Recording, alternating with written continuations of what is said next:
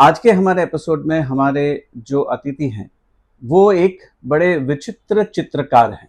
तब हमारे फैमिली में एक आश्चर्य था कि अच्छा पेंटिंग का भी कॉलेज होता है। 3 बार मैंने एसएससी की एग्ज़ाम दी और पास हुआ हूँ।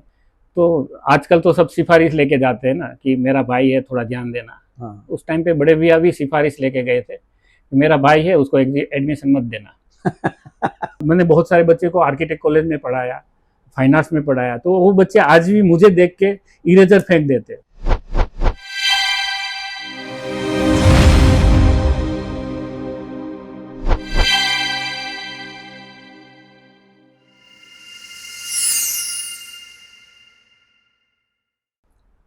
नमस्कार, स्वागत है आपका हमारे आज के एपिसोड में। The art connect studio presents the artist table. आज के हमारे एपिसोड में हमारे जो अतिथि हैं वो गुजरात से आए हुए मेरे मित्र हैं। वो एक बड़े विचित्र चित्रकार हैं। विचित्र इसलिए कहूँगा क्योंकि उनकी जो सोच है वो उस विचित्र सोच से बड़े अद्भुत कलाकृति निर्माण करते हैं। और जैसे जैसे हमारा एपिसोड आगे मूव करेगा आपको ये समझ में आ जाएगा कि मैंने उनके लिए ये संबोधन क्यों यूज़ किया है। उनको गुजरात सरकार ने गुजरात गौरव पुरस्कार से सम्मानित किया है और उन्होंने अभी तक देश विदेश में कई जगह पे अपनी कलाकृतियों का पिछले 30 सालों से उसका प्रदर्शन किया है। तो मैं स्वागत करता हूँ मेरे मित्र कृष्ण पाड़िया जी का। कृष्ण जी नमस्कार। नमस्कार। स्वागत है आपका हमारे एपिसोड में। मैं चाहूँगा कि हम आप दर्शकों से ज़रा आपकी जो जर्नी रही है, जहाँ से आपने शुरू किया है, या बस आप अपने बारे में कुछ बताएं प्लीज़। पहले तो मैं सबसे पहले आर्ट कनेक्ट का आभारी हूँ कि आज मुझे मेरी जर्नी को आम पब्लिक के सामने, जन कल्याण के सामने प्रस्तुत होने का मौका दिया है। ऐसे तो मैं गुजरात के सौराष्ट्र रीजन के बहुत छोटे से गांव से आ रहा हूँ। तब हमारे फैमिली में एक आश्चर्य था कि अच्छा पेंटिंग का भी कॉलेज होता है। ये कौन से साल की बात है? मैं बात कर रहा हूँ 1984, 83-84 की बात कर रहा हूँ। ओके। तो उस टाइम से 40 साल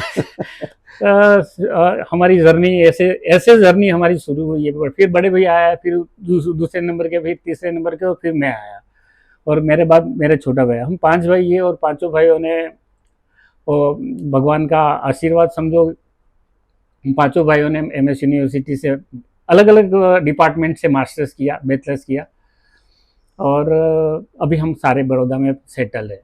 तो छोटे से गांव से, एक छोटे से मध्यम वर्गीय परिवार से आया हुआ हूँ मैं। ज़्यादा से ज़्यादा क्या, छोटे थे तब मिट्टी से बर्तन बनाते थे, मिट्टी के खिलौने करते थे। तो वो एक मिट्टी का स्पर्श जो गांव के बच्चों को होता है वो था। बड़े भैया आजू बाजू वाले के बच्चों को सभी को ड्राइंग करके देते थे, लेकिन हमको नहीं करके देते थे। उसका इंटेंशन ये तब नहीं पता था, लेकिन अब पता चल रहा है कि उसका इंटेंशन ये था कि तुम खुद करोगे तो तुम सीखोगे। राइट। तो उसके बड़े भैया करते थे, वो जिद में हम भी उसके साथ लगे पड़े रहते थे। शायद इसीलिए हम सारे यही एक ही फील्ड में आए। बेसिकली ऐसे देखा जाए तो हमारा जो फैमिली है उसके ऊपर माता हिंगलाज माँ का आशीर्वाद है कि वो हम सारी कलाकारीगिरी करते हैं। जो संघेड़ा होता है, वुड कार्विंग जो लेथ मशीन पे होता है, ब्लॉक प्रिंटिंग है, रंगारा है, आइवरी कार्विंग वगैरह जो होती थी, वो सारा हमारा खानदान को आशीर्वाद से मिला हुआ है। मैं एसएससी में था तो मैं फेल हुआ था एसएससी में, क्योंकि वो अनामत आंदोलन शुरू आया था तो 5 महीना मैंने कुछ पढ़ा ही नहीं और मैं फेल हो गया। तो फिर क्या करना, तो बापूजी ने बोला कि चलो बैठ जाओ। तो एसएससी के टाइम पे मैंने किया, मैंने 3 बार मैंने एसएससी की एग्ज़ाम दी और पास हुआ हूँ। कलाकार की शायद जर्नी ऐसी ही होती है शायद। तो हमारी ऐसी जर्नी शुरुआत ऐसे हुई कि बड़े भैया आए, उसके बाद एक के बाद एक आए। जब मेरा टर्न आया था कि मैंने 12th पास किया, हमारे गांव में 12th तक का एजुकेशन था। 12th पास किया, उसके बाद मेरे से बड़े भैया है वो अप्लाइड आर्ट में थे, तो मेरी भी जीत थी। तब पता था कि अप्लाइड आर्ट 4 साल करने के बाद कहीं ना कहीं नौकरी मिल जाती है और पैसा कमाना शुरू कर देते। तो दिमाग में एक भूत सवार था कि मुझे भी अप्लाइड आर्ट करना है, 4 साल के बाद कमाना शुरू हो जाएगा। वो दिमाग से मैं जिद लेके बैठा था कि मुझे अप्लाइड में जाना है। लेकिन बड़े भैया, यहाँ इतने साल मास्टर्स कंप्लीट हो गया था बड़े भैया का, तो उसको उतना पता चल गया था कि इसका जो टेम्परामेंट है वो अप्लाइड का नहीं है। तो मुझे ना बोला कि तुम अप्लाइड में मत आओ। मैंने बोला नहीं, मुझे जाना है तो अप्लाइड में ही जाना है। तो आजकल तो सब सिफारिश लेके जाते हैं ना कि मेरा भाई है, थोड़ा ध्यान देना। हाँ। उस टाइम पे बड़े भैया भी सिफारिश लेके गए थे, मेरा भाई है, उसको एडमिशन मत देना। और बकायदा मुझे इंटरव्यू में मना कर दिया कि इसीलिए मैंने स्टार्टिंग में यही कहा विचित्र। तो मुझे नहीं दिया। काम अच्छा हुआ था, मतलब मैं जो ग्रुप में था, हमारे टाइम पे 70 सीट होती है फाइन आर्ट्स में, बड़ौदा फाइन आर्ट्स में। लेकिन उस टाइम पे 1700 फॉर्म आए हुए थे, और 1700 में जो मेरी बैच थी, 100 का बैच होता था, 100 की मेरी जो बैच थी उसमें सबसे बेस्ट काम मेरा था, ऐसा वहां के जो टीचर्स सुपरवाइजर के तौर से बैठे होते वो बोल रहे थे। 17 में तो 25 लोगों को लेना है, तो मेरा सबसे अच्छा हुआ है, तो मुझे क्यों नहीं मिला। तो मैं जाके थोड़ा बहस भी की ऑफिस में जाके कि मेरा अच्छा हुआ था इतना, तो मुझे क्यों नहीं मिला। बाद में मुझे काफी टाइम के बाद पता चला कि बड़े भैया ने जाके बोला था कि इसको एडमिशन नहीं देना। तो मेरे दिमाग में एक दूसरा बात था कि अगर करना है तो लिटरेचर करना है।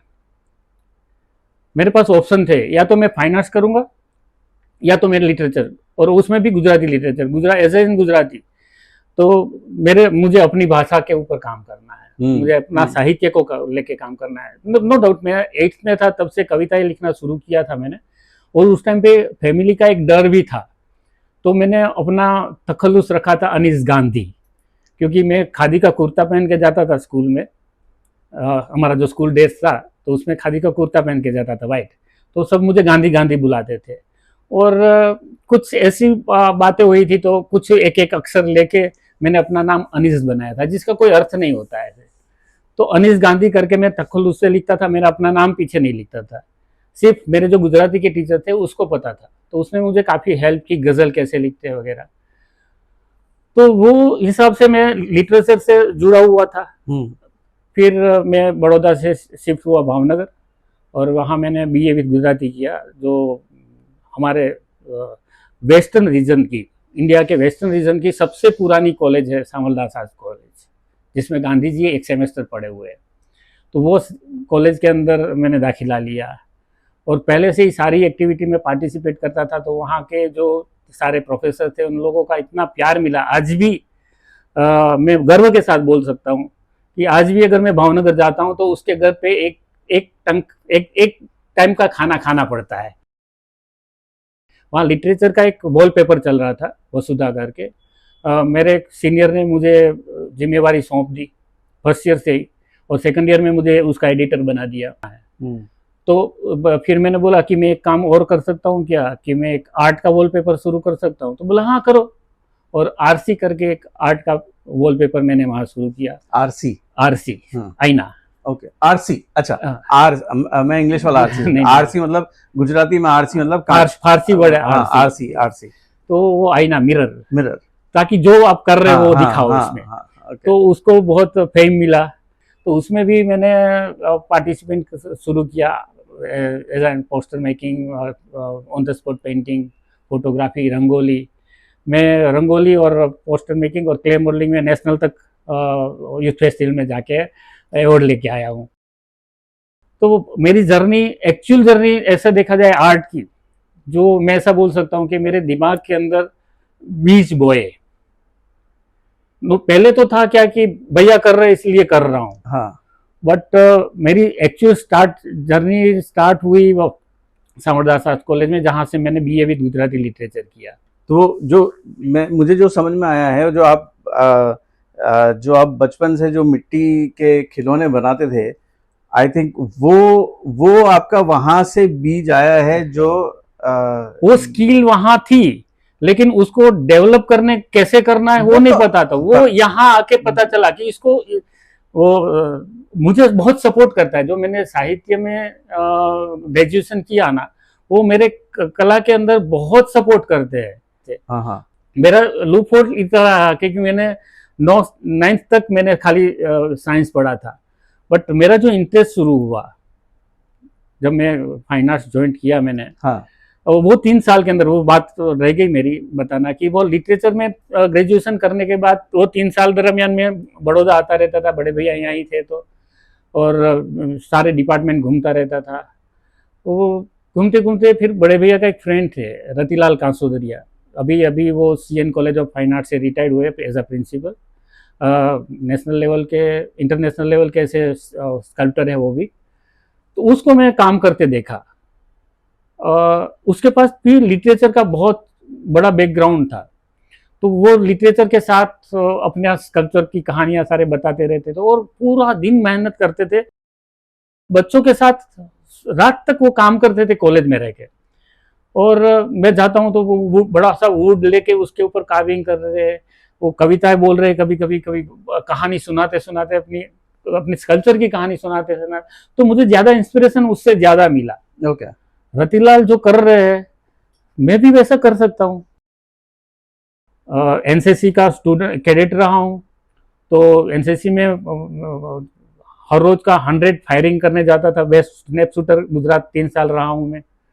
तो ऑफकोर्स मतलब शरीर को अच्छा ही रखना पड़ता था, तो मैंने सोचा कि नहीं, मेरा बॉडी मेरा फिजिक्स भी बोलता है कि मुझे स्कल्पचर रखना चाहिए। मेरा जो अभी बैकग्राउंड है लिटरेचर का वो भी ऐसा बोल रहा है कि तू स्कल्पचर में अच्छा काम कर सकता है, और मेरा जो स्किल छोटा था जब पता नहीं था अनकॉन्शियसली काम करता था, वो स्किल भी ऐसा बता रहा है कि मैं इसमें अच्छा काम कर सकता हूँ। तो वहां से मेरा टर्निंग पॉइंट जो अप्लाइड आर्ट से स्कल्पचर में कन्वर्ट हुआ, राइट वो वहां आया। और फाइनल ईयर में भावनगर लिटरेचर के फाइनल ईयर में जोन में मैं क्ले मॉडलिंग में गया था। तो मैं आपको बेसिकली वही सवाल पूछना चाह रहा था कि आप इतना अच्छा, मैंने आपको स्केचिंग करते हुए भी देखा है, और पहले से आप आर्ट, आप बेसिकली स्केचिंग और इसमें अच्छे हैं, आप कलर्स के आपका नॉलेज बहुत अच्छा है, लिटरेचर ऑब्वियसली है ही, पर फिर स्कल्पटिंग में ऐसा क्या आपको जादू दिखा कि आप रस बस गए स्कल्पटिंग में, कि आपको मतलब ऐसा क्या आपको उसके अंदर दिखाई दिया? मैंने जैसे अभी बताया ना आपको कि जब मेरा फाइनल ईयर चल रहा था तो मैं जोन लेवल पे क्ले मॉडलिंग के अंदर गया, क्ले मॉडलिंग और रंगोली में मैं जोन में गया था, और 3 साल लगातार मैं बड़ौदा आता रहा, और रतिलाल का संग, बड़े भैया का गाइडेंस, क्ले मॉडलिंग किस तरह से करनी होती है, कॉन्सेप्चुअली वर्क कैसे होता है, क्रिएटिव वर्क कैसे होता है, ये सब सारी बातें हमारा डिस्कशन होता रहता था। मैं आपको बताया कि वहाँ जो जोन के अंदर कंपटीशन के अंदर सारे स्टूडेंट का वर्क ऑलमोस्ट रियलिस्टिक बेस पे था, बट मेरा क्रिएटिव बेस पे था।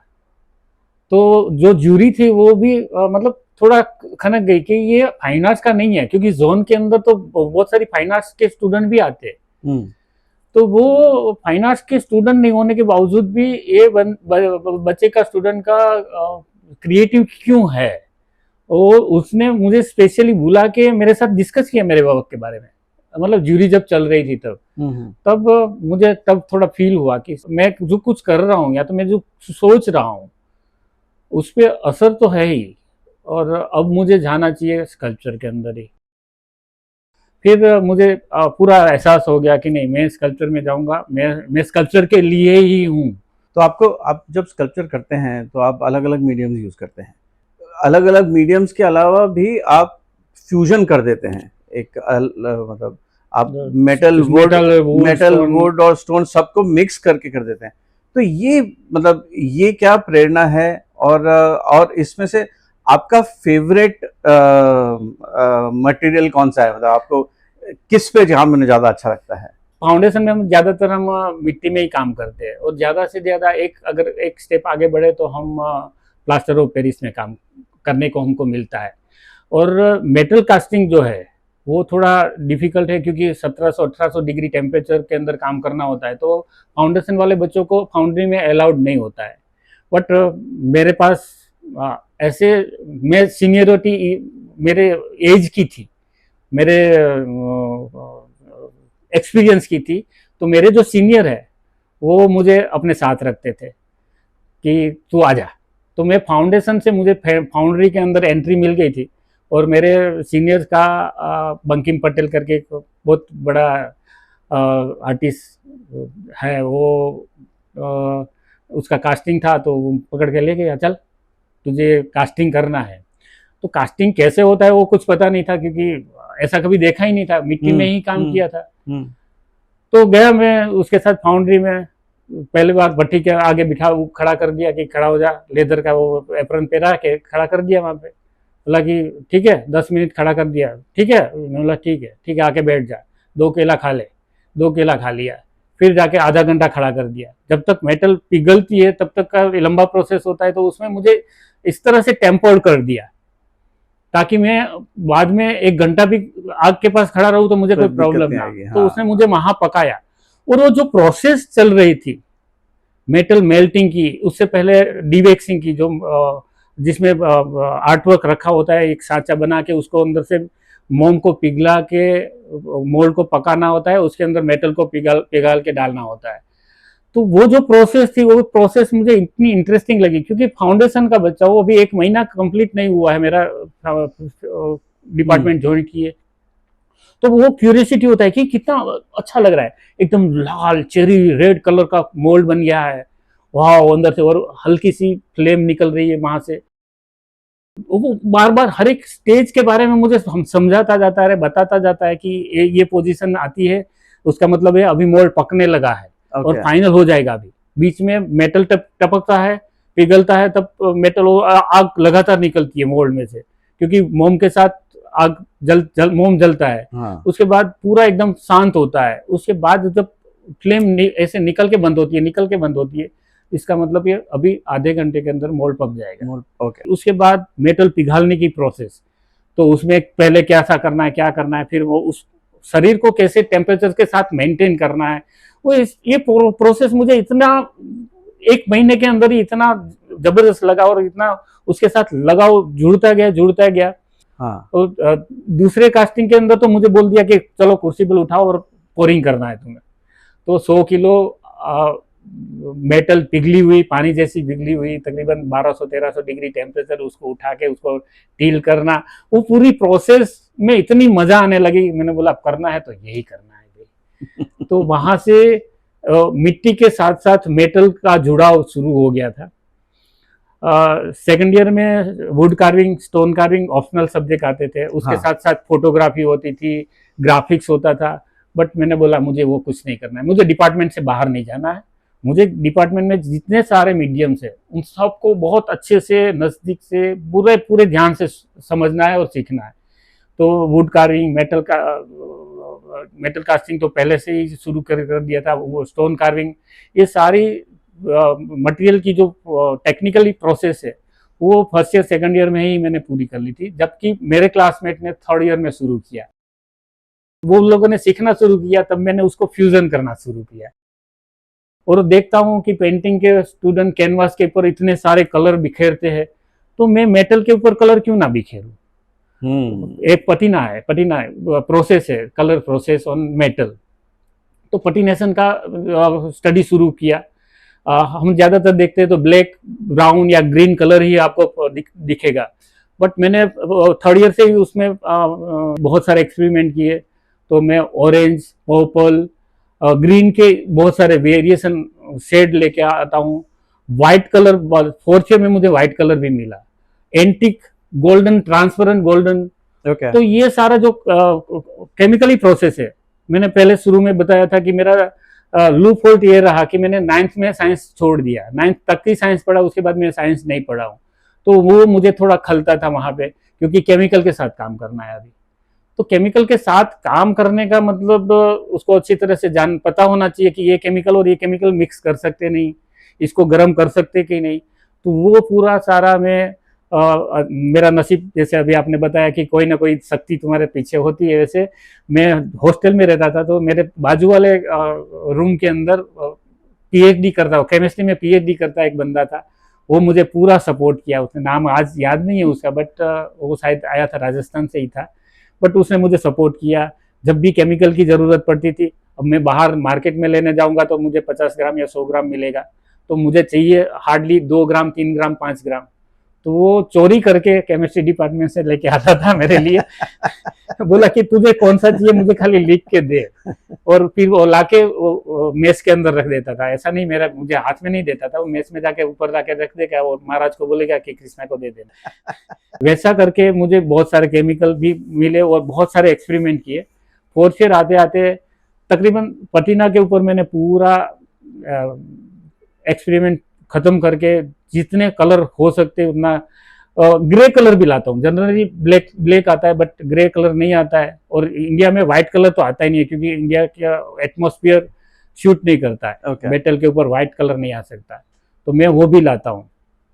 तो इस तरह से फ्यूजन और सारी जो टेक्निकल प्रोसेस थे वो सारी मैंने फोर्थ ईयर तक कंप्लीट कर ली थी। आपके स्टेज पे उस वक्त बहुत आसान रहा होगा या होना चाहिए था कि मैं क्योंकि आपकी पेंटिंग्स अच्छी थी तो कि मैं पेंटिंग करना शुरू करूं, क्योंकि उसके लिए इंफ्रास्ट्रक्चर की इतनी ज़रूरत नहीं रहती थी। एक कमरे में आपको कुछ कैनवास खरीदना, एक कमरे में ईजल लेके आपने चालू कर लिया होता, मटेरियल भी ज़्यादा नहीं लगता। फिर भी आपने अलग रास्ता चुना कि जब आप स्कल्पटिंग की तरफ जा रहे हैं तब आपको फाउंड्री भी चाहिए, आपको लेथ मशीन भी चाहिए, आपको वर्कशॉप चाहिए, आपको बहुत सारा मटेरियल चाहिए, और वो एक लंबा प्रोसेस है। तो आपने मतलब इजी वे लेने की जगह स्ट्रगल क्यों चूज किया? जो स्कल्पचर है वो एक 3D फॉर्म है और पेंटिंग है वो एक सरफेस पे ही है। Of course, yes. मेरा फोर्थ ईयर चल रहा था तब भी मैंने पेंटिंग भी थोड़े बहुत किए थे। मैं डायमेंशनल पेंटिंग करता था उस टाइम पे, कि एक पिलर है तो पिलर को तीनों साइड पेंटिंग करने का, ऐसा नहीं तो कैनवास ही उसी हिसाब से बनाने, फ्लोर के ऊपर भी बनाने का, सीलिंग के ऊपर भी बनाने का, वो ऐसा कैनवास का ऐसा स्ट्रक्चर बना के पेंटिंग करता था। Okay. क्योंकि मुझे मेरे जो इमोशंस है वो सिर्फ एक सरफेस पे नहीं है, मुझे वो तीनों डायमेंशन पे वो मेरे जो इमोशंस है, वो मेरी फीलिंग्स है, वो दिखानी है। तुम आपने बेसिकली आपके पैशन को देखते हुए आपने उस वक्त इस स्ट्रगल को आपने चूज किया कि चलो ठीक है, कम से कम मतलब हमारी जो अर्ज है हमारा पूरा, हाँ, वो अर्ज को कैसे पूरा कर सकते हैं, व्हिच इज राइटफुली। अब आपको वो आपने जहाँ पे जब इनिशियली वो जो मेहनत की वो अब आपको इतने सालों की तपस्या के बाद में अब आपको पे आउट देना शुरू किया है। बिल्कुल बिल्कुल। वैसे तो आर्टिस्ट का लाइफ टाइम तक स्ट्रगल में ही रहता है, बट हम स्टेबल है क्योंकि हम कुछ लेके नहीं आए थे बड़ौदा में, क्योंकि पापा के पास कुछ नहीं था। पापा एक्सपायर हुए तब उसकी बैंक में 300 रुपया बैलेंस था। बूढ़ों का भगवान का आशीर्वाद है कि हमको हाथ लंबा करने की जरूरत नहीं पड़ी है आज तक, बट ऐसा बोल सकते हैं कि हम अपने लाइफ में खुश है। अभी स्ट्रगल तो चल ही रहा है, वो तो जिंदगी भर रहेगी, क्योंकि सांस लेना एक स्ट्रगल ही है, तो वो रहेगा। बात रही आपने जैसे बताया कि आपको वर्कशॉप की जरूरत पड़ती है, फाउंड्री की जरूरत पड़ती है, फिर भी आपने क्यों लिया? क्योंकि अपना फीलिंग्स, अपने इमोशंस, अपना खुद का हैप्पीनेस फुलफिल करने के लिए तो कुछ भी करना पड़ता है। परफेक्ट। मेटल कास्टिंग का प्रोसेस मैंने इतना स्टडी किया है, क्योंकि मेरा मास्टर्स मैंने मेटल कास्टिंग में स्पेशलाइजेशन में किया। उसके बाद मुझे नेशनल स्कॉलरशिप मिली, उसमें भी मैंने मेटल कास्टिंग पे ही मेरा पूरा स्टडी किया। उसके बाद जूनियर फेलोशिप, उसका पूरा रिसर्च मैंने मेटल कास्टिंग पे किया। तो मेटल कास्टिंग का प्रोसेस में आप मुझे 2x4 का टेबल दे दोगे, मैं उसके ऊपर कर सकता हूँ। आपकी फाउंड्री सेटअप में या आपके इनिशियल डेज में काम करने के लिए आपको कोई किसी को जिक्र करना चाहेंगे जिन्होंने आपको पूरा सपोर्ट किया है कि तू कर मेरे साथ में काम? हाँ, तो मतलब जब मेरा मास्टर्स खत्म हुआ, स्पेशलाइजेशन मेटल कास्टिंग में कंप्लीट किया, उसके बाद ऐसे मेरे पास कुछ काम नहीं था, क्योंकि जब तक पढ़ रहा था तब तक थोड़ा बहुत काम भी मिल जाता था, तो और क्लास वर्क तो करना ही करना होता है। 1999 इंडिया में ही वर्ल्ड कप खेला गया था, C8 वर्ल्ड कप, और नसीब से मेरा एक फ्रेंड है सुमन सेट्टी, आनंद आर्ट्स करके, उसका 3 पीढ़ी से वो स्टूडियो चलाते थे यहाँ पे। सुमन सेठी उस टाइम पे जे स्कूल ऑफ फाइन आर्ट्स में पढ़ते थे और हम पहले से ही इतने अच्छे दोस्त थे, अब तो एक फैमिली जैसे ही बन गया है हम। उसने मुझे बुलाया कि सीएट का वर्ल्ड कप का ट्रॉफी बनाना है। हमने 3 बार उस कास्टिंग किया लेकिन हम सक्सेस नहीं रहे, तो तू अगर हो सके तो आ जा। चालू बारिश के अंदर हमारे पास सिर्फ 15 दिन थे और 15 दिन के अंदर वो 3 ट्रॉफी जो हेंसी कोनी को मिला, जैक कालिस को मिला और राहुल द्रविड़ को मिला वो, और साउथ अफ्रीका की पूरी टीम को एक मोमेंटो के तौर से वो ट्रॉफी का दूसरा छोटा वर्जन दिया था। हाँ। वो मतलब वो 15 और ये 3 18 ट्रॉफी बनानी थी और हमारे पास सिर्फ 15 दिन थे। और उस टाइम मैं जब बॉम्बे आया तब बारिश शुरू हो गई थी, तो चालू बारिश के अंदर मैंने एकदम पतला सा, क्योंकि सीएट वर्ल्ड कप की आपने ट्रॉफी, आपने जैसे वर्ल्ड कप की ट्रॉफी देखते होगे तो अब बड़ा बॉल है और 3 वो उसके ऊपर टिका हुआ है। दिन रात हमने काम किया, 15 दिन के अंदर हमको कंप्लीट करके देना था और वो पूरा 100% सक्सेस। चालू बारिश, क्योंकि मॉइस्चर होता है ना, तो कास्टिंग के अंदर प्रॉब्लम आता है, बबल्स आता है वगैरह आता है, बट ऊपर वाला की मतलब मेहरबानी हमारे पर, आशीर्वाद थे, तो कुछ ऐसा प्रॉब्लम नहीं आया और कास्टिंग 100% सक्सेस हुआ। हमारा जो फ्रेंड है पंकज सिंह करके, आज से बहुत अच्छा, मतलब उसका प्लेटिंग का बहुत अच्छा बिजनेस उसने सेटअप करके रखा है। उस टाइम पे जस्ट 50 फीट का गाला था उसके पास और दिन रात उसके गाले में पड़े रहते थे प्लेटिंग के लिए। हम सब ने मिल के वो प्रोजेक्ट को पूरा सक्सेस किया था। उसके बाद ईश्वर सेठी, जो सुमन सेठी के पापा थे, राइजा कॉलेज में प्रोफेसर थे स्कल्पचर्स के, उसने काम देखा मेरा, तो उसने मुझे बोला कि कृष्णा तुझे अगर काम करना है तो यहाँ मेरे स्टूडियो में आके काम कर सकता है। और मुझे भी ज़रूरत थी, क्योंकि मेरा अभी तक का जो जर्नी था वो क्रिएटिव स्कल्पचर को लेके आर्टिस्टिक वे पे काम करना था। अगर मुझे मार्केट में खड़ा रहना है तो मुझे कॉमर्शियल काम भी सीखना चाहिए। तो उस हिसाब से मेरे लिए अपॉर्चुनिटी थी और मैंने उसको पकड़ ली दोनों हाथ से। हाँ, दोनों हाथ से पकड़ ली। एक हाथ में ईश्वर सेठी, एक हाथ में सुमन सेठी। मैंने बोला ठीक है, मैं आ जाता हूँ। और नसीब मेरे अच्छे थे, मेरे मामा का घर जस्ट स्टूडियो के वॉकिंग डिस्टेंस पे ही था। मामा के घर पे रहता था मैं और स्टूडियो में आके काम करता था। सुमन सेठी दोपहर का लंच मेरे लिए लेके घर से लेके आता था, रात को मामा के घर और दोपहर का स्टूडियो में।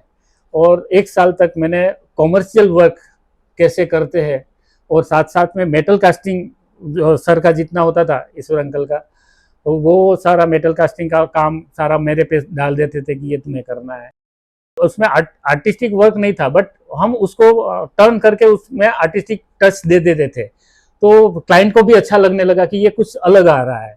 तो और पंकज सिंह जो है वो प्लेटिंग वाला, उसको भी अच्छा लगता था, क्योंकि वो टिपिकल एक जैसा ही ऑर्नामेंट वाला ही प्लेटिंग कर करके बोर हो जाता था, तो कुछ बीच में हमारा नया काम आ जाता था, तो उसको भी अच्छा लगता था। तो उसका भी सपोर्ट आज तक मुझे है।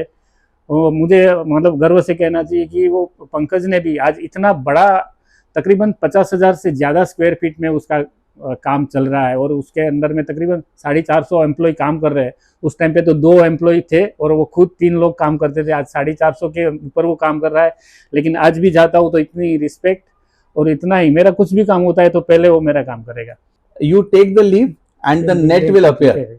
आपने सोचा मुझे ये करना है और विदाउट एनी रिसोर्सेज, बट जैसे जैसे आपकी जर्नी बढ़ती गई आपके पास वो नेट्स पैदा होते गए। सो ये ऊपर वाले की बिल्कुल मेहरबानी है आप पे, एंड वो माता हिंगलाज की बिल्कुल उसका आशीर्वाद, तो उनका आशीर्वाद है उसके। जितना भी आपका एक्सपीरियंस रहा है वो आपको स्टूडेंट्स पे ट्रांसफर करने में कैसा लगता है? कि जैसे आप यू फील के आपको किताबों की उसमें रह के ज्ञान देना पसंद है, या जैसे जैसे आपको बड़ौदा महाराज ने आपको जैसे सपोर्ट किया, या आपके जो दूसरे साथियों ने सपोर्ट किया, तो वो वापस से आपको देना अच्छा लगता है?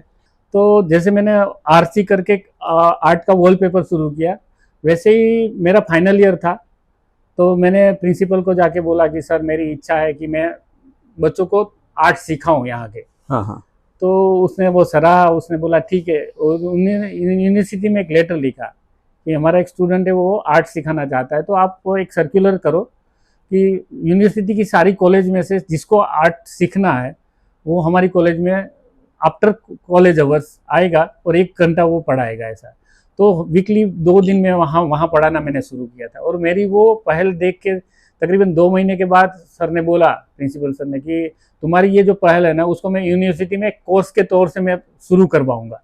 और मैं जैसे ही मतलब वहाँ से शिफ्ट हुआ बड़ौदा, और उसी साल वहाँ पे डिप्लोमा इन पेंटिंग शुरू हुआ। तो भावनगर में आज डिप्लोमा इन पेंटिंग जो चल रहा है उसका नींव मैंने डाला था। क्या बात तो वो तब से पैशंस तो था पढ़ाने का।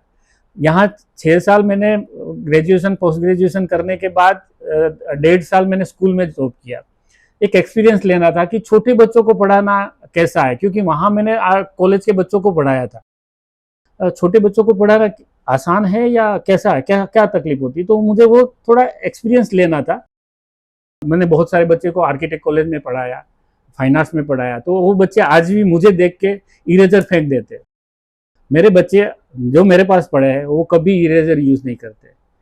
गलती क्यों करने की, गलती करोगे तो उसको इरेज करना है ना तुम्हें। तुम्हारी लाइन के अंदर कॉन्फिडेंस होना चाहिए। वो जो कॉन्फिडेंस मुझे मेरे महाराजा ने मुझे सिखाया था, वो कॉन्फिडेंस मैं आज बच्चों को देता हूँ कि तुमको तुम्हारे दिमाग के अंदर क्लियर होना चाहिए कि तुमको 4 सेंटीमीटर तक लंबी और फिर वहां से 30 एंगल पे ही लाइन को मोड़ना है। तो अगर वो क्लियर होगा तो तुम इजीली मतलब वो फ्लो के साथ तुम लाइन कर सकते हो। तो वो कॉन्फिडेंस मैं बच्चों को देता हूँ। तो फर्स्ट ईयर सेकंड ईयर के मतलब पहले फर्स्ट स्टैंडर्ड सेकंड स्टैंडर्ड के बच्चे को ऐसा ट्रेन किया था मैंने उस टाइम पे।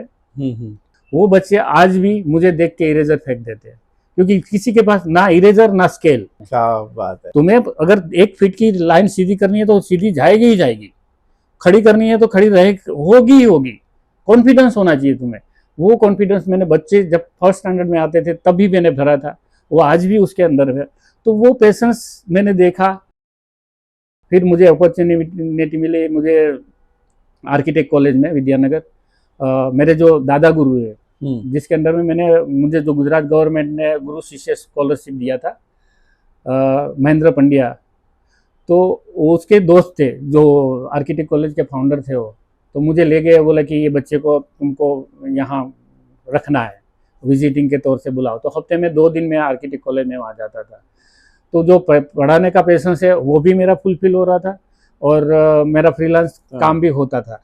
12 साल मैंने लगातार, वो कॉलेज का आज भी रिकॉर्ड है कि 24 सेमेस्टर मैं अकेला एक ऐसा विजिटिंग हूँ कि जो लगातार 24 सेमेस्टर वहाँ पढ़ाया मैंने। ये स्पेसिफिकली सवाल जो है वो उन एस्पायरिंग आर्टिस्ट या स्कल्प्टर्स के लिए है जो बेसिकली समझना चाहेंगे कि right from Beginning. Inception to जब तक बनता है तब तक एक शॉर्ट में एक थोड़ा सा प्रोसेस आप बताएं प्लीज। तो जैसे बच्चे का पैदा होने का भी टाइम होता है 9 महीना, वैसे ही कोई भी कलाकृति का सर्जन का भी टाइम होता है। बराबर है। तुरंत इंस्टेंट नहीं आ जाता है। राइट। जैसे आपने बर्गर का ऑर्डर दिया और बर्गर आपके सामने है। राइट। हर कोई आर्टिस्ट नहीं होता है। हम बोलते हैं कि वो तो पैदाइशी आर्टिस्ट है। हाँ। तो वो पैदाइशी आर्टिस्ट हम उसको क्यों बोलते हैं? क्योंकि उसका दिमाग जैसे नॉर्मल लोगों का चलता है उससे थोड़ा अलग चलता है। राइट। तो वो जो चीज है वो सर्जन प्रक्रिया का बेस है कि लोगों से हट के कुछ सोचता रहता है। वो सोचने के लिए क्या जरूरी है? तो उसको वो सोचने के लिए जो जरूरत है वो ऑब्जर्वेशन की जरूरत है। 1 सेकंड रोकूंगा आपको यहाँ पे। मैंने देखा है कि आप कहीं वो मक्खी उड़ रही है तो आप उसके पंख की फोटो खींचने की कोशिश करते हैं, कहीं इलायची का छिलका टूटा हुआ है तो आप उस छिलके की फोटो खींचने की कोशिश करते हैं, कहीं पे एक दिया टूटा हुआ है तो उसको एक एंगल से फोटो खींचने की कोशिश करते हैं। सो जो आप स्पार्क की बात कर रहे हो ये वो स्पार्क वहां से आता है। वो ऑब्जर्वेशन है, वो ऑब्जर्वेशन है। वो फॉर्म जो उसका जो फॉर्म बनता है। राइट। आप अगर मक्खी की पंख की देखोगे तो उसके अंदर आपको वेरिएशन वाला कलर देखागा और ट्रांसपेरेंसी दिखेगी। राइट। और उसके अंदर से जो एक फॉर्म क्रिएट होता है, हाँ, वो मेरे स्कल्पचर का शायद एक पार्ट हो सकता है। वो स्पार्क है। वो स्पार्क ऑब्वियसली सारी चीजें अपने आसपास में ही है, आप किसी चीज से इंस्पायर हुए, किसी को ऑब्जर्व किया और वो कलाकार सर्जन हमारे आसपास से ही आसपास से ही होता है। राइट राइट हम कहीं उसको इंपोर्ट नहीं कर सकते। राइट राइट जो भी है तुम्हारे सामने है, और उसको एक कलाकार ला के अलग तरीके से रख देते हैं, तो वो एक कलाकृति बन जाती है। Got it. सी मतलब देखना, लेकिन ऑब्जर्वेशन मतलब ध्यान से देखना। अगर कोई चीज को आप ध्यान से देखोगे तो उसमें से जो चीज है उससे ज्यादा और कुछ भी दिखेगा आपको। उसके अलग अलग जो फॉर्म है उसके भी दर्शन हो गए उसके अंदर। राइट। और वहां से आप एक कुछ पार्ट को निकालो तो वो एक आपका स्कल्पचर हो सकता है। उसके बाद उसके अंदर आप कॉन्सेप्ट डालो, समझा, तो वो फॉर्म मॉडिफाई होगा। और वो मॉडिफाई जो हुआ फॉर्म है वो एक अलग अपनी लैंग्वेज बना के एक कलाकार का सर्जन बनता है। सर्जन की प्रक्रिया जो वो कोई एक बिंदु से शुरू होती है, और एक बिंदु घूमते घूमते, एक सीधी लाइन से नहीं, घूमते घूमते घूमते घूमते बहुत सारे टर्न्स लेके कहीं आके अटकती है, और वो जो फॉर्म बनता है वो सर्जन। समझ गया। उसको कौन से मीडियम में ढालना है, उसको किस तरह से लोग समझ सके, लोगों को अच्छा लगे, क्योंकि कलाकृति आफ्टर ऑल तो सुंदर होनी चाहिए, तो वो सुंदर भी बनी रहे, समझ में भी आए। तो ये जो सारे उसके टर्न्स है, मैं उसको यहाँ टर्न बोलूंगा उसको, हाँ। वो प्रोपोर्शनेट होनी चाहिए, उसका बैलेंस होना चाहिए। कंपोज, अगर मान लो 2 या 3 अलग अलग फॉर्म्स ले रहे हो तो उसका कंपोजिशन अच्छा होना चाहिए। 2-3 अलग अलग मीडियम्स ले रहे हो, जैसे बार बार आप मुझे बोल रहे हो कि आप अलग अलग मीडियम को भी साथ में लेके काम करते हो, तो वो मीडियम भी एक दूसरे के साथ समन्वित होना चाहिए। सही बात है। और आप जो सब्जेक्ट पे बात कहना चाहते हो, या तो आप जो सब्जेक्ट को लेके काम कर रहे हो वो सब्जेक्ट भी इसके अंदर फुलफिल होना चाहिए, तब जाके फुलफिल पूरा सर्जन आपके सामने आके अभी आपका रिसेंट में जहांगीर में आपका एक सोलो शो हुआ था, वहाँ पे आपके जो लावण्यन सीरीज थी उसके अंदर मैंने एक बड़ा सा ऐसा पत्थर देखा, उसके ऊपर एक छोटा सा गोल्ड का एक छोटा सा फूल खिलते हुए देखा। मेरे जैसे ले मैन के लिए अगर मैं बात करूं तो ये एक हाथी है, ये हाथी दिखता है, और वो एक पत्थर के ऊपर एक छोटा सा गोल्ड और नीचे कुछ, ये कुछ ना कुछ दर्शाता है। तो ये थॉट प्रोसेस बताइए मुझे। अपने मतलब अगर सारे मेरे स्कल्पचर देखे होंगे तो उसमें सारे जो जितने सारे गोल्ड के या मेटल के जितने पार्ट थे वो नेचुरल ऑब्जेक्ट्स थे। ओके। जैसे कि मैंने स्टार फ्रूट का यूज किया हुआ है, हाँ। मैंने आंवले का सीड्स का यूज किया हुआ है, अरीठा जो हम बालों में लग उसके फ्रूट्स का, सूखा हुआ फ्रूट्स का यूज किया हुआ है, आम की गुठली का यूज किया हुआ है। तो ऐसे नेचुरल ऑब्जेक्ट को ही मैंने क्योंकि मेरा स्पेशलाइजेशन है, मेरा पैशंस भी है मेटल कास्टिंग, और जहाँ और सिल्वर गोल्ड ऑर्नामेंट कास्टिंग होते हैं वो जगह पे जाके मैंने वो सारे ओरिजिनल नेचुरल ऑब्जेक्ट का ही सीधा कास्टिंग किया है। मेरी शुरुआत ये प्रोसेस के अंदर मेरी शुरुआत बनियन ट्री के लीव्स से हुई थी। आप समझ सकते हो कि बनियन ट्री का लीव्स जो होता है 1 mm से भी पतला होता है, हाँ। और उसका एक एक नर्व्स भी कास्टिंग के अंदर आया है। तब से मुझे मेरा कॉन्फिडेंस और बढ़ रहा था, और मैंने वो उस हिसाब से कास्टिंग नेचुरल ऑब्जेक्ट पे ज़्यादा कॉन्सेंट्रेट करके इस बार मेरा जो सोलो शो था उसमें मैंने वो सारे लिए थे। तो उसमें जो सारे नेचुरल ऑब्जेक्ट्स है उसके साथ मैंने जो कंपोज किए, हाँ। या तो स्टोन लिया है या तो वुड लिया है। राइट। कभी कभी मैं पहाड़ों में घूमता था तो वहाँ बहुत सारे जंगली फ्रूट्स या लीव्स या फ्लावर्स सूखे हुए उसके ऊपर पड़े होते, तो मुझे तब ऐसा होता था कि नहीं, इसको यहाँ ये सूखा हुआ जो नेचुरल फॉर्म पड़ा हुआ है वो क्यों ना मैं उसको परमानेंट मेटल में करके रखूं, ताकि ये जो यहाँ जो एक पहाड़ों के अंदर एक नाली के अंदर पड़ा हुआ है, खाई में पड़ा हुआ है, उसको बाहर लाके क्यों मतलब किसी के घर ना क्यों ना सजाए। तो उस हिसाब से मैं जैसे जैसे काम तक करता गया वैसे वैसे वो 2 फॉर्म जो है नेचुरल ऑब्जेक्ट्स और नेचुरल फॉर्म्स, राइट, दोनों का कॉम्बिनेशन करके मैंने एक पूरा सीरीज तैयार किया। हाँ, जो आपके जो स्ट्रक्चर था वो स्ट्रक्चर जब वो कंपोजिशन हुआ तो वो कंपोजिशन इटसेल्फ कुछ मैसेज दे रहा था मैसेज दे रहा था, साथ में एक आकार भी दे रहा था। आप अगर उसको ध्यान से देखोगे तो उसके अंदर बर्ड्स भी नजर आएगा, उसके अंदर ह्यूमन फिगर बैठा हुआ नजर आएगा, क्योंकि उसके साथ जब कंपोज किया है मैंने, आप अगर ध्यान से देखा होता तो एक बेल का फल, हाँ बिल्ली का फल हाँ सूखा हुआ था मेटल का, उसके एक स्टोन के अंदर, उसके अंदर व्हाइट लाइन थी। राइट वो अगर आप उसको एक एंगल से देखोगे तो एक आदमी, क्योंकि जो हेड है बिल्ली का, जो फल है वो हेड है, और उसके ऊपर जो नीचे जो स्टोन है उसके, उसको आप एक ह्यूमन ह्यूमन फॉर्म अंदर देख सकते हो, जो एक ओके कपड़ा ऐसे डाल के एक कोई लेमैन जा रहा है। ओके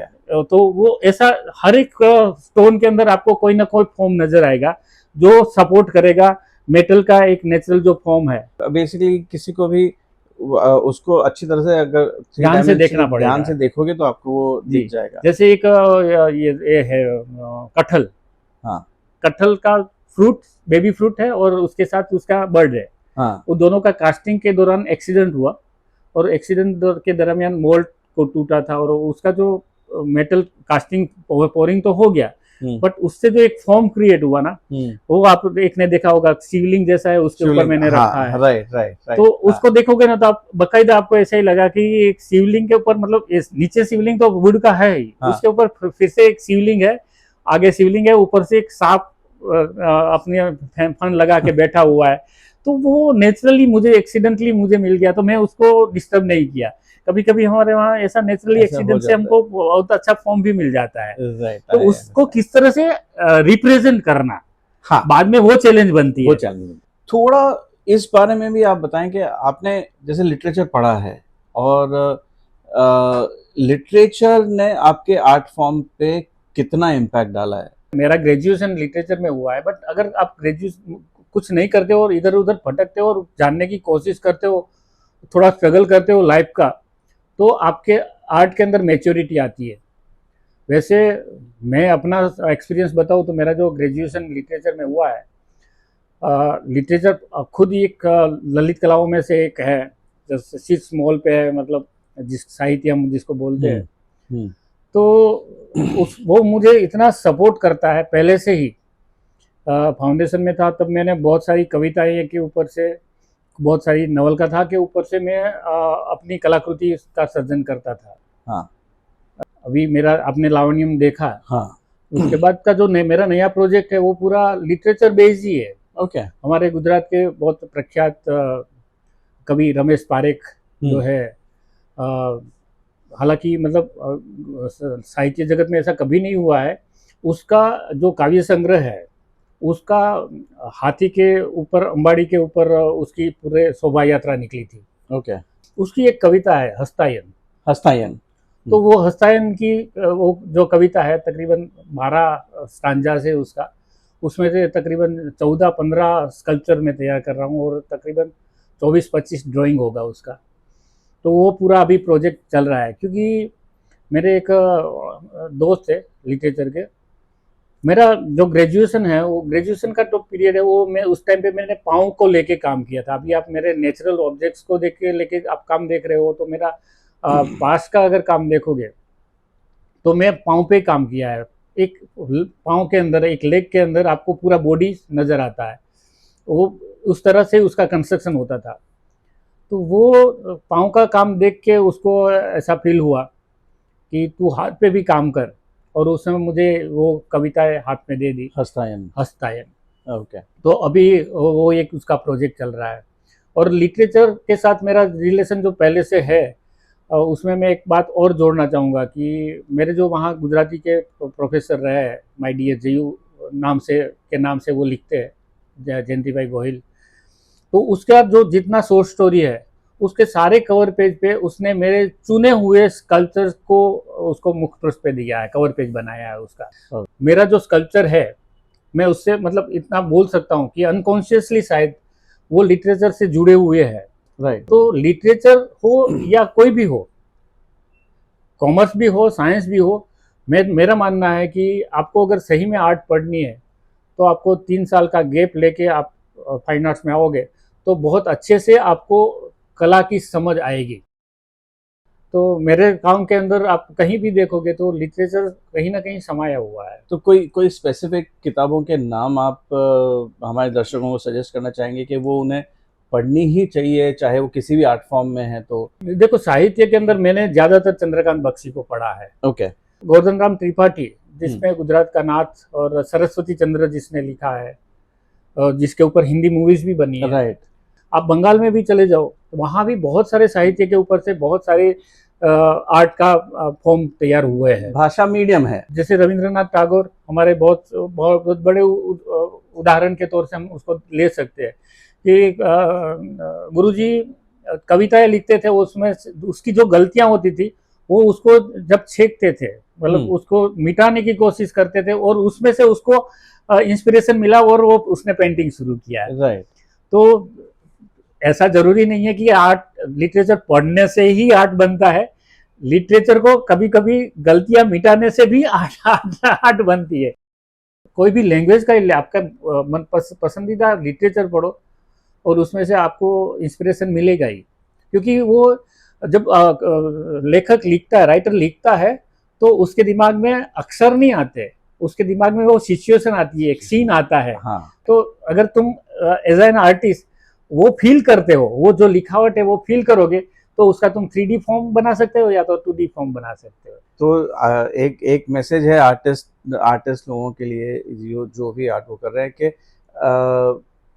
आर्ट को तो पढ़े पर साथ साथ में साहित्य बिल्कुल पढ़ना चाहिए की स्टडी भी करें, सो दैट उनके आर्ट को उस साहित्य से अच्छा निखार मिले, जो कोई भी सब्जेक्ट ले रहे हैं। मैं तो बोलता हूँ कि आपको संगीत भी सुनना चाहिए, ताकि आपको जो रिदम है, हाँ, एक फ्लो है, वो आपको वहां से मिलेगा। तो 16 कलाएं सीख लेनी चाहिए। बिल्कुल बिल्कुल पढ़ तो लेनी कम से कम 16 नहीं तो 5 जो कला, ये ललित कला जो बोली है हमारी, हाँ। साहित्य, नृत्य, नाटक और संगीत और शिल्प और स्थापत्य, ये 5 कला को एक साथ आपको नाद कर लेना चाहिए, तब जाके आप परिपूर्ण कलाकार, मैं तो मानूंगा। मैं अपने आप को मैंने बहुत कुछ किया है, मैं मानता हूँ कि मैंने बहुत कुछ किया। मैंने ड्राइंग भी किया, पेंटिंग भी किया, मैं ग्राफिक डिजाइन भी कर लेता हूँ, कॉमर्शियल डिजाइन भी कर लेता हूँ, स्कल्पचर तो करता ही करता हूँ, मेरा पैशन से। तो लेकिन उसके बावजूद भी मैं अपने आप को कलाकार अभी तक मानना मतलब सहज नहीं है मेरे लिए, क्योंकि मैंने जब भी मैं कुछ करता हूँ तब तक कुछ नया आ जाता है, पॉसिबल नहीं और है, उसके साथ और जमाने के साथ चलना पड़ता है। अगर जमाने के साथ नहीं चलोगे और पुरानी चीजें लेके बैठोगे तो आप कलाकार नहीं हो। मेरे आखिरी सवाल पे आता हूँ आज के इस एपिसोड के, कि आप दर्शकों को या जो आर्ट सीखने के लिए आए हैं बच्चे, उनको आप क्या मैसेज देना चाहेंगे? जब एक कला की बात कर रहे हैं तो, और कलाकार के बारे में और कलाकृति के बारे में भी बात किया है, तो आने वाले जो जनरेशन है, जो अभी कलाकार बनना चाहते हैं, उन लोगों के लिए आगे क्या होना चाहिए, कैसे होना चाहिए, वो ज़रूरी है कि, क्योंकि आज की जो जनरेशन है वो एकदम ऐसा बोल सकते हैं कि इंस्टेंट सब कुछ जो मिल जाए, अपने आप को कोई मतलब मेहनत नहीं करनी है, जो भी हो गूगल देव को बुलाओ और गूगल देव के पास से जान लो और वहाँ से सीधा कॉपी मार के करो। ये बहुत गलत चीज़ है। मैं तो बोलता हूँ इंस्टीट्यूट को इसको पूरा बैन कर देना चाहिए कि आपको अगर कॉलेज में आना है, मोबाइल लेके नहीं आना है, या तो क्लास में नहीं खोलना है। क्योंकि क्लास में भी जब भी मैं देखता हूँ, क्योंकि मैंने फेस किया है, मैंने देखा है कि तुरंत हम कुछ बोलते हैं कि अभी हम ये कंपोजिशन की बेच लेंगे, या तो हम ये एनिमल बर्ड स्टडी की काम करेंगे, तो लाइव स्केचिंग करने नहीं जाते बच्चे, वो सीधा मोबाइल में निकालेंगे, ये बर्ड सब सर ये बर्ड बना दें, और ये बर्ड बना देंगे, लेकिन वो बर्ड का स्ट्रक्चर तुमने देखा है कभी क्या? हाँ, तो वो आप अगर जब तक लाइव स्केच नहीं करोगे तब तक आप उसका जो एनाटॉमीज है उसको नहीं पहचान पाओगे, उसकी जो मूवमेंट है, उसकी जो रिदम है उसको नहीं पहचान पाओगे। अगर आपका ऑब्जर्वेशन अगर सही नहीं होगा तो आप आर्ट को पा नहीं सकोगे, उसको आप आत्मसात नहीं कर पाओगे। राइट। दूसरी बात ये है कि मैं बच्चों को जब पढ़ाता हूँ तो उसको 3 P देता हूँ, पोज, प्रपोर्शन और पर्सपेक्टिव। ये 3 चीज को लेके अगर आप काम करना शुरू करोगे, पोज मतलब आप जब लाइव स्केच करने जाते हो तो आप पहले तो ऑब्जर्व करो कि वो कौन से पोजीशन में बैठे हैं। दूसरा आता है प्रपोर्शन, हाँ। वो उसका कितना, मतलब अगर ह्यूमन बीइंग है, यहाँ जरूरी नहीं है कि हर बार पोज ह्यूमन बीइंग का ही देखो आप, पोज पेड़ का भी पोज देख सकते हो, क्योंकि पेड़ में भी बहुत सारे रिजम्स होती है, राइट। लेकिन उसका एक एनाटॉमीज होती है, उस हिसाब से ही वो पेड़, अगर इस पेड़ का इधर से आप टहनी काटोगे तो वो बैलेंस करने के लिए उसका दूसरा टहनी दूसरी साइड से निकलेगा ही और आगे बढ़ेगा। वैसे ही ह्यूमन बीइंग का जो प्रपोर्शन होता है, और पर्सपेक्टिव, आप कौन से एंगल से उसको देख रहे हो। राइट। पर्सपेक्टिव यहाँ मतलब यह नहीं कि हम बच्चे थे तब, छोटे थे तब पढ़ते आते कि रेल की पटरी एक जाके मिल जाती है, वो पर्सपेक्टिव है, कि वो पर्सपेक्टिव बात नहीं है। वो पर्सपेक्टिव यहाँ का मीनिंग ये है कि आप कौन से एंगल से आपको उसको देख रहे हो, आई लेवल से देख रहे हो, अपर लेवल से और लोअर से देख रहे हो, वो पर्सपेक्टिव है। राइट। तो ये तीन चीज अगर सही से आप सीख ले बच्चे, हाँ। तो वो अच्छी तरह से काम आगे बढ़ा सकते हैं। तो मेरा आग्रह हमेशा यही रहता है कि आप जो भी करो, कॉपी मत करो।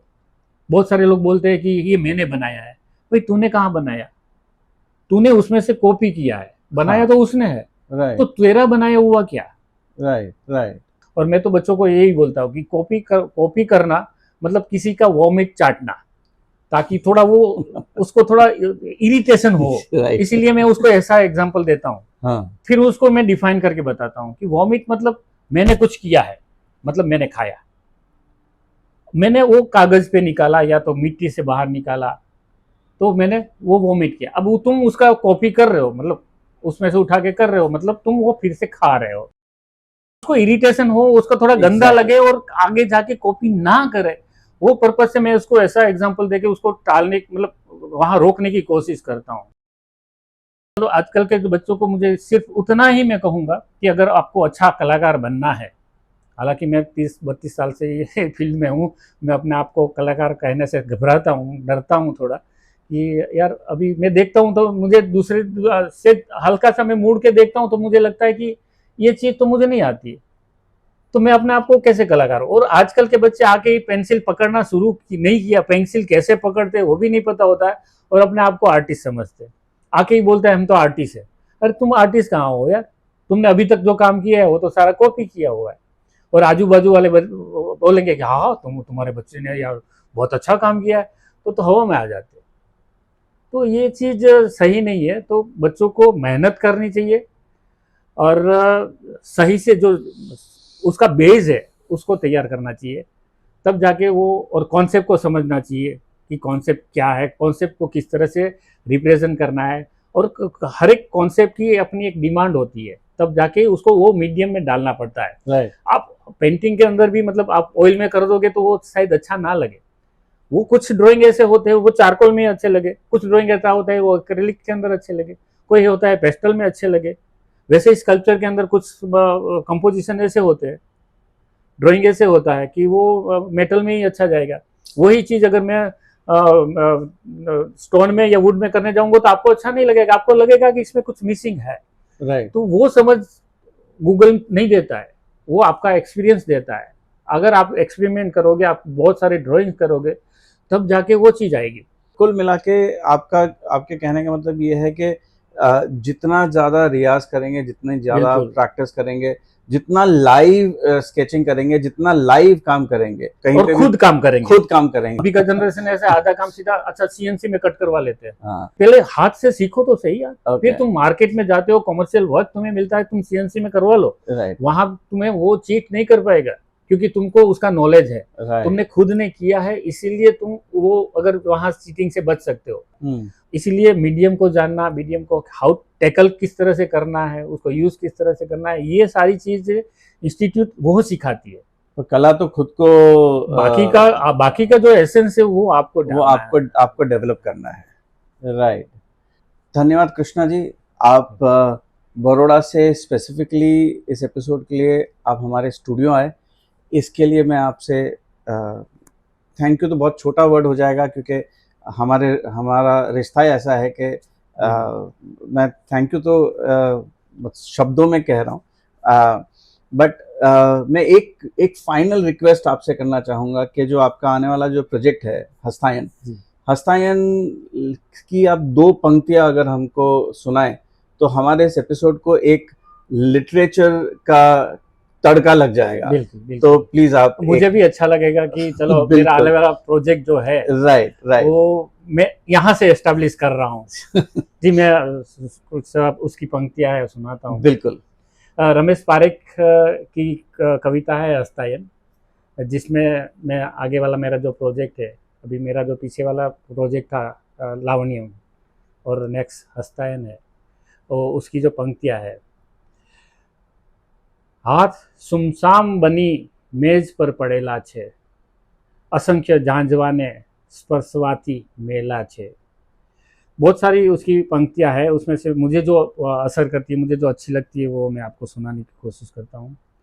कोई ना हाथ ने पसवारे हाथ कोई नो, तोय थाय मारा हाथ आज छे के पेला छे। हे मारा हाथ आ दमयंती वेड़ा फोगट छे, मत्स्य जीवे छे अने जड़ मरी गયેલા છે। રમેશ હાથ તાળી દઈ ગયો ભીનો સાબુ, રમેશ હાથ તાળી દઈ ગયો ભીનો સાબુ ને હાથ ઝાંઝવાને સ્પર્શવાથી મેલા છે। આવી अनेक बहुत सारी पंक्तियां हैं जिसके ऊपर से मैं स्कल्पचर और ड्राइंग तैयार कर रहा हूँ, और अब से रूबरू होगा मेरा हस्तायन का एक नया एक एग्जीबिशन के साथ। धन्यवाद कृष्णा जी, बहुत बहुत धन्यवाद। आशा करता हूँ कि आपको हमारा आज का ये एपिसोड पसंद आया होगा। मैं आपसे निवेदन करूँगा कि कमेंट सेक्शन में जाके ज़रूर इस एपिसोड के बारे में हमें फीडबैक दीजिए, और अगर आप कोई और किसी भी आर्टिस्ट से मिलना चाहते हैं या उनकी बातें सुनना चाहते हैं तो कमेंट सेक्शन में हमें बताइए। मैं कोशिश करूँगा कि उनसे आपको रूबरू करवाऊँ, और हमारे चैनल को लाइक और सब्सक्राइब करना मत भूलिए, बेल आइकन ज़रूर दबाइएगा to stay updated. Thank you, धन्यवाद।